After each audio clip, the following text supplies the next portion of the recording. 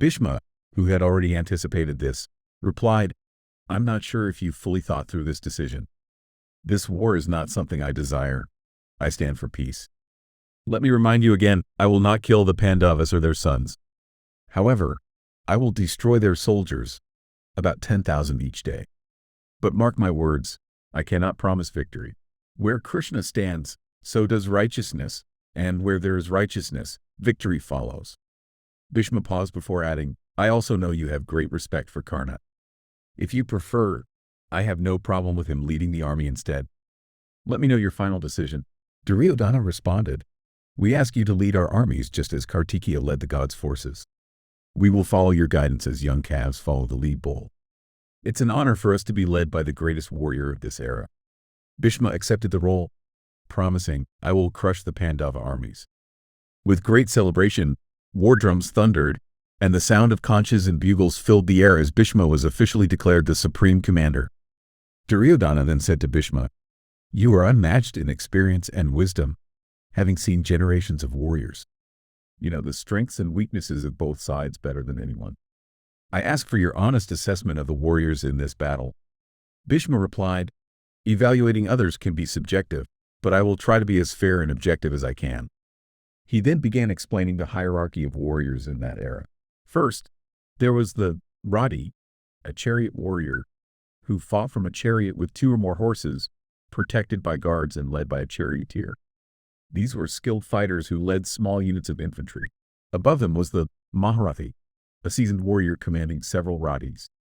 Then came the Atiratha, a hero known for extraordinary bravery and mastery in combat. The highest rank, the Atiratharastha, could be compared to a modern general, leading vast army with great expertise. Bhishma continued with his assessment. "Now, let's consider the Pandava warriors. Yudhisthira is a Maharathi, as are Virata, Drupada, his sons, Chekatana, and Satyaki. Bhima and the twin brothers also fall in this category. Many other heroes on the Pandava side, like the king of Magadha and Drishtaketu, are also Maharathas. However, Gatothokacha cannot be easily classified, and as for Arjuna, he is beyond even a Tiratha." Bhishma continued his assessment, saying, "Abhimanyu, Arjuna's son, is almost as skilled as his father. As for Sikandi, I won't evaluate him because, in my eyes, he is not a man. I have always followed the principle of not fighting women, half-women, or eunuchs." He then shifted to discussing the warriors on both sides. "There are many Ratis on each side. Now, let's focus on our own. You, Duryodhana, are a Maharathi, and so are your brothers. Drona is greater than an Atiratha, and his son Ashwatthama is nearly his equal. In fact, we have more Atirathas on our side than the Pandavas do." But then Bhishma hesitated before continuing. "It might not please you, but your dear friend Karna is only a half-Rati. His abilities are weakened by several factors. Because of the curse from Parasurama, his divine weapons will fail him at crucial moments. He lost his natural armor, which makes him vulnerable. He's prone to anger and lacks the ability to stay focused in battle. He's overconfident, often leaves the battlefield abruptly, and boasts too much about his own strength. Arrogance like his blinds a warrior to strategic thinking and limits his potential." Duryodhana didn't like hearing this, but he had asked for Bhishma's honest opinion, so he listened in silence. Karna, however, was furious.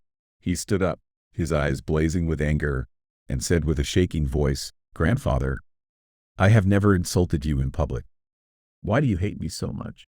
I have endured your constant criticisms for Duryodhana's sake."